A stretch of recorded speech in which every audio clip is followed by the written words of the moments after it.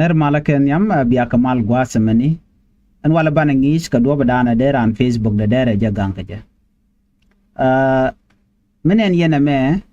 na meni mela be ni chang kana no na me la to ka gwaza dana na she Facebook do ci je user je dong te ka ti je ti la rich and then ba je gagra Facebook na dong ba kan do ba je disable ke ba je ka e ba ku le nyodo do badana dere dun dere potaka je no kan kono ni am go no jin bi Nuer Online Tech bi support bi subscribe ka bi notification bi al bi to an ko me take tutorial me chala re kingi ba shwa mala shube keje no go no je lo no de quantity de kon ka nyu ko de ran de Facebook de je secure ka do dana de ganga je me ba nyodo gwa se me be je gang ko cha yora kan cha je bi disable ke cha je bi ga mu ye keep in mind cha dun cha je bi ga te go do cha bi ga keje take a teaching belat to belar was me ki me take activity into ladika Facebook and okay ka teach you lot ki ladika guardian use mobile ki use computer ru kara tola la kardi na to ray Facebook do yo me Facebook te bani yo Facebook team chi bare Facebook do be kana ben check ba ji no jin chi der chi gula la tok ka kuje mo ba ji le liken be kana gagrar so na me agenda na banyo de ko de rande je gagdi ko sha kan du cha je be gag was mene gor jen ojin buwe ka jen peju gwasame ate mu gor no bilen mi ti ben ka peju gor no jin buwe ka ken tentual ke 3 line gwasame ne katonia 3 line to ki line dang de ko to jen gor no bitwanya mi ti twany be kul nanga mandana gor kan no de rejek ke de konoten gor jen obi twany no atwanya aname mi ti twany abejin nang pin bejin no ngwa men so gor no jin bijien buwe ka machele setting te mu gor no binen gwasme na me chale setting no sorry alone buwe ka setting gwad men na men machele setting and privacy me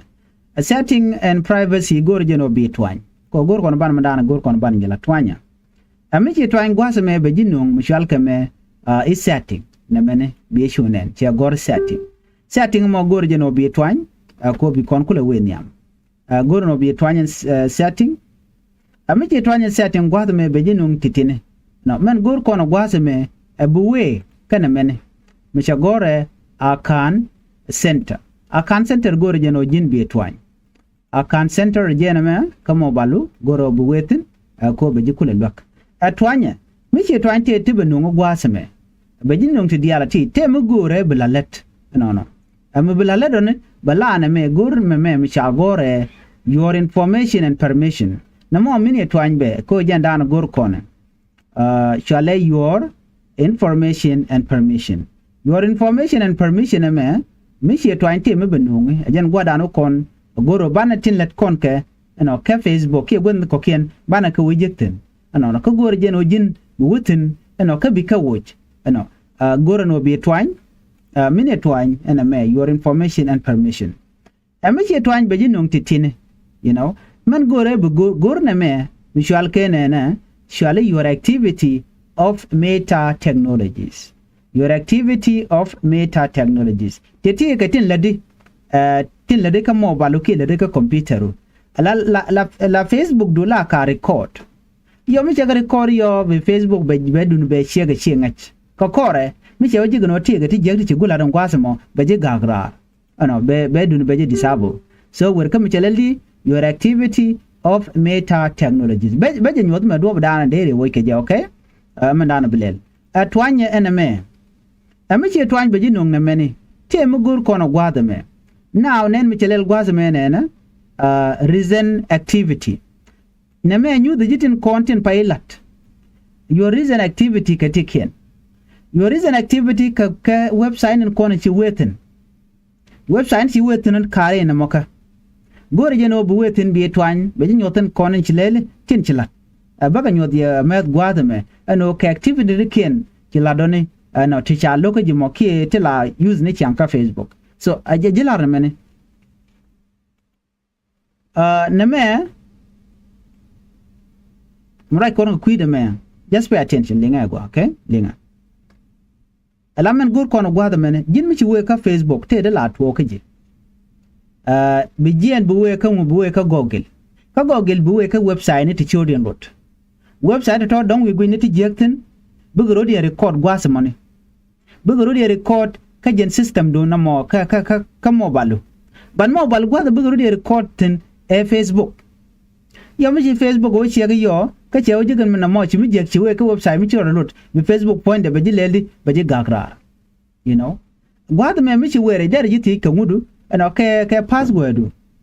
ko password aje nan bu kula we re ke je ko bitin kon to we kula onen and I'm going to show you ko na ga je no de yi ade ngaje gwa ajin bi password bi je la re password ajen gwa de na men okay you have to put that be la dan tema and password. Now cha password tell us right already. Ko cha password tell us men bilel engu bi goro jin blocking. Twine login gwaseme bi twine. Mi che twine be jin ankatin kontin chilat.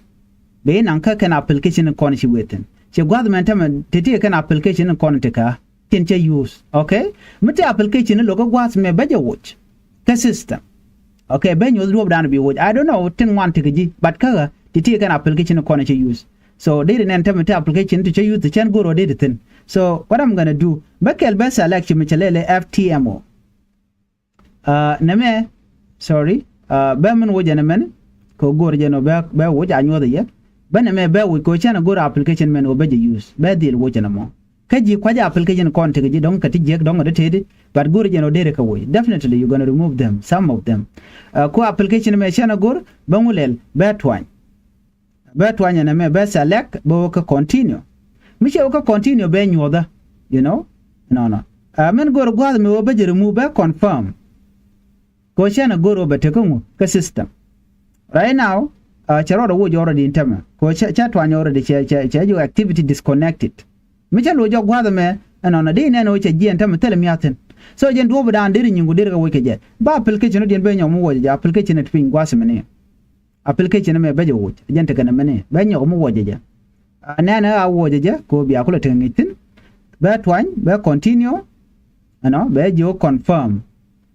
be remove right now share remove and tama che jogo no activity disconnected ko che disconnected already bangulel balu jok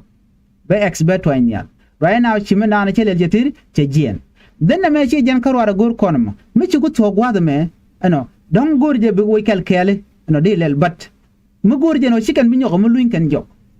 gorje no bu lu jok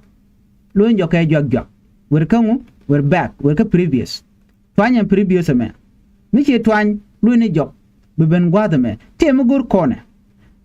ber pin gwada me te mu ci gor gwada me manage future activity mi ci goro bi ga lu luñ jok gwaden be goro na me be twany manage future activity ko jin cha pidi cha je bile disable run chi we ka sai mi choda lot chi mi jek chi lelde chi Facebook che jibile gor be dun be je la gakrar ko ntama te pin ngwana gaka okay gor je no na me bi lele be twanye manage future activity mi chi twany be jin ngwas me te mo gor kone gwad me ni bilat gor kone be me bi twany disconnect me mi che lele disconnect future activity chai jogo no enemy be ben mi be lado ka kore no charo bile record ka Facebook du gwad me cha Facebook cha bile ga ka kwide so kwide mo kuneme ko select no twine continue mishi continue she twine be jogo no disconnect future activity na men twine na me be chu twine mi le disconnect mishi disconnect be nyode je ju te right now cha disconnect already mi jine wi ka your reason activity der ga jiga no cha tel mi de tam. You have no available activity to show at this time. So jen do down and there Facebook do there je gankaje. Mi je am go bulo jogala tok then you go back. Buwe gwada makam chelele de chelele manage future activity. Mi je am go dong dir lo jog. Let's say mi no ka jeno ba lo jog. De twine de la kamete ne al gwada mene. Mi sha go ro kwa je tanon nyok. Alo bet nyanga de al bagare ko de ngulel de confirm de chu twine. So kuje mone bala am go akaji no. Be chulele confirm anyok ko nyoda ye ku education ka okay any application be user be nyod gwada mene right now a zero telm ditin again do dana dong de na modere use keje so na me ku protect ni yora kan ko jin cha Facebook do cha je be gagrar chenga do dien again nan tekane me yora kan has been disabled milugo je no budu no batwok ko gor je no bi kap chong gor je na me bi keep in mind ko run cha dun cha be disable aje na gor de nywa kon kel me jiram jidit gwasme kan Nuer Online Tech gor je de channel de subscribe de support ko me jate ngi mi che bre da chwa mala shi be kiji ana bana jek ke ngi de dien ya te kamal bye bye